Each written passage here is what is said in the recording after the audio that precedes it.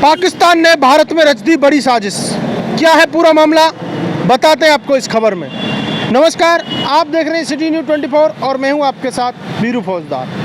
Frame में जो व्यक्ति आपको दिखाई दे रहे हैं, बता दें कि इनके संपर्क सीधे पाकिस्तान से थे।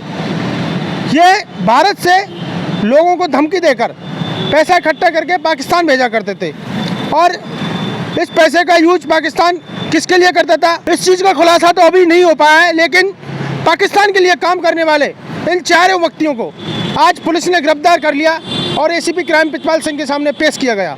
एसीपी क्राइम प्रिंसिपल सिंह ने क्या कहा, आइए आपको सुनवाते हैं। दिनांक 30/7/2022 को सदर सोना के इलाके के एक प्रॉपर्टी डीलर के पास व्हाट्सएप कॉल पे लगातार धमकियां आई कि या तो 5 लाख रुपए तो हम जो बैंक अकाउंट नंबर बता रहे हैं उसमें डलवा दे, नहीं तो तेरे पूरे परिवार को ख़त्म कर देंगे और हमें तेरी पूरी जानकारी है। उसने कहा मैं तो एक किसान परिवार से संबंध रखता हूं और मेरे पास इतने पैसे नहीं हैं।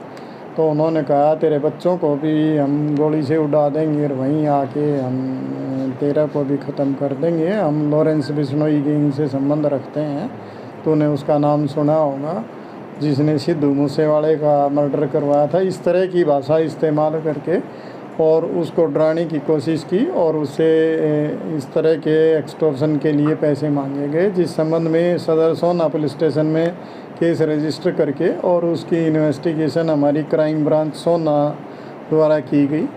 क्राइम ब्रांच सोना के इंचार्ज सब इंस्पेक्टर सत्यप्रकाश के नेतृत्व में टीम ने बड़े सूझबूझ से काम करते हुए उसमें अपने विश्वसनीय सूत्रों की मदद से व टेक्निकल इन्वेस्टिगेशन करते हुए जो लोग इसमें शामिल थे उनकी पहचान करने में कामयाबी हासिल की और उसमें से 4 आरोपियों को हमने गिरफ्तार करने में कामयाबी हासिल की, जिनके नाम ऋतिक 19 वर्ष, गुलशन 20 वर्ष, बंटी कुमार 24 वर्ष व संदीप उर्फ सैंडी 20 वर्ष हैं।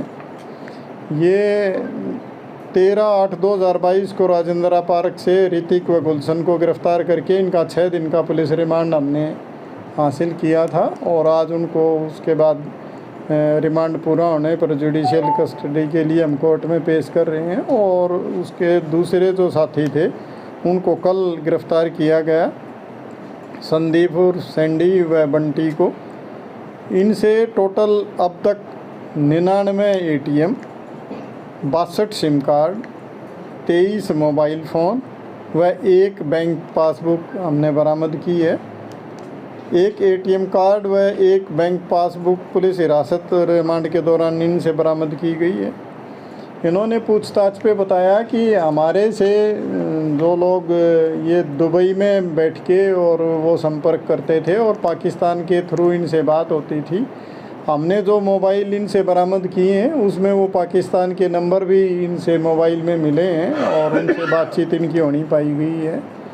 इसमें वो इनको एक नंबर दे के और ये कहते थे कि इस अकाउंट नंबर तुम ये अकाउंट नंबर प्रोवाइड कराते थे उन लोगों को, उस अकाउंट में ये अमाउंट मंगवाते थे, उस अमाउंट में अपना कमीशन रख के और उनके बताए गए ठिकाने पे ये कैश निकलवा के, ये ATM कार्ड वगैरह से तुरंत कैश निकलवा के और उनके बताए ठिकाने पे भिजवा देते थे और उसके थ्रू वो पैसा दुबई के थ्रू पाकिस्तान चला जाता था।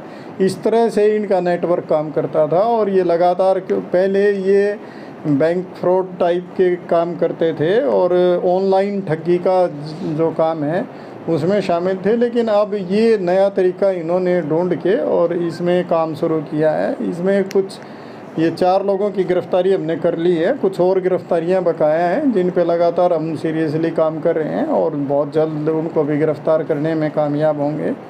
इस तरह से हमने ये एक बड़े गिरोह को काबू करके और इस नेटवर्क को पर्दाफाश करने में कामयाबी हासिल की है। मैं हमारे नागरिकों से ये ज़रूर अनुरोध करूँगा, आजकल ये इस तरह का जो फर्जी धमकी का एक सिंडिकेट चला हुआ है, ये इसके चक्कर में ना पड़े। कोई भी अगर इस तरह की चीज़ हो उससे घबराने की ज़रूरत नहीं है। हम लगातार इन पे काम कर रहे हैं और इस तरह का जो भी नेटवर्क होगा उसको हम जल्द से जल्द गिरफ़्तार करके नेस्तनाबूद करने में हम कोशिश करते हैं। तो मेरी ये अपील है कि कोई भी इस तरह की जानकारी हो तो हमें शेयर करें और हम उस पर काम करेंगे और उनको जो भी आदमी अपराध करेगा इस तरह का उसको सलाखों के पीछे पहुंचाने की कोशिश करेंगे। सर पाकिस्तान वालों की क्या इन्वॉल्वमेंट होती थी उनके साथ खासकर? पाकिस्तान के जो लोग थे, पाकिस्तान में बैठ के वो लोग यहाँ पे कॉल करके धमकी देते हैं और वो इनको कॉन्फिडेंस में लेके इनसे अकाउंट नंबर लेते हैं। ये अकाउंट नंबर जो देते हैं उस अकाउंट को ये भी किराए पे लेते हैं और उससे पैसा निकाल के और ये उन लोगों के पास अपना कमीशन रख के उन लोगों के पास भेज देते थे। ये इस तरह से सारा नेटवर्क काम करता है, तो उसमें ही इनका अहम रोल रहा है। हमने जब इनका जो अकाउंट इन्होंने बताया था उसकी ट्रांजैक्शन चेक की तो उस अकेले अकाउंट में 1 महीने की जो ट्रांजैक्शन थी उसमें 24 लाख की ट्रांजैक्शन थी।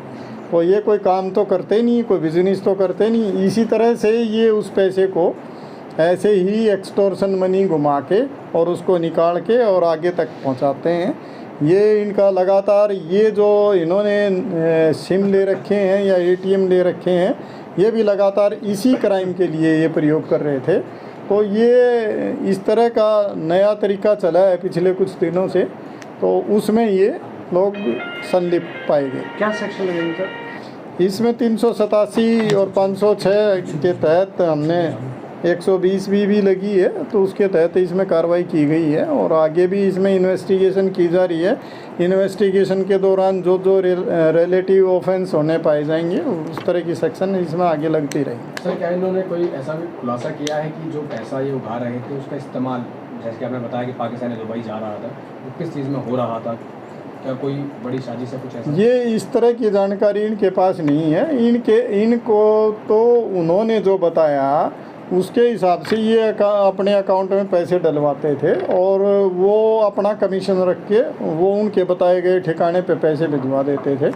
उसके आगे वो किस तरह से इस्तेमाल करते थे वो जानकारी अभी इनके पास नहीं मिली।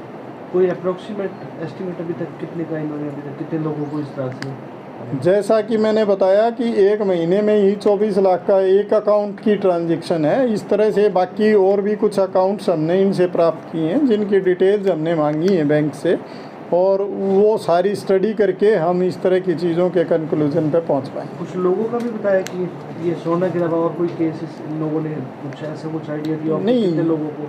इनको पर्टिकुलर इतनी जानकारी नहीं होती किस किस को एक्सटॉर्शन के लिए कॉल किया गया, क्योंकि वो सारी बात इनको भी नहीं बताते। तो वो इन्वेस्टिगेशन में कुछ और गिरफ्तारियां होनी है, उसके बाद और ज़्यादा क्लियर हो पाएगा कि भी और कहाँ कहाँ इन्होंने इस तरह की एक्सटॉर्शन कॉल की हैं और कहाँ कहाँ से पैसे लिए।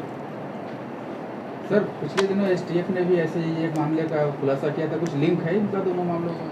नहीं, इनका तरीका वारदात जो उन्होंने पकड़े थे उनका और इनका तरीका वारदात लगभग सेम है, लेकिन इन दोनों ग्रुप्स का आपस में कोई तालमेल है। अभी इन्वेस्टिगेशन में इस तरह की चीज़ सामने नहीं आई, लेकिन हम फिर भी उस एंगल पे इन्वेस्टिगेशन कर रहे हैं और ये ज़रूर प्रयास करेंगे कि उसमें कोई तालमेल होगा तो उसका जल्दी आपके साथ शेयर करें। भारत में रहकर भारत का माल खाकर पाकिस्तान के लिए काम करने वाले ऐसे गद्दार व्यक्तियों के लिए आप लोगों की क्या प्रतिक्रिया है? कृपया करके कमेंट बॉक्स में अपनी राय दें और वीडियो को ज़्यादा से ज़्यादा शेयर करें।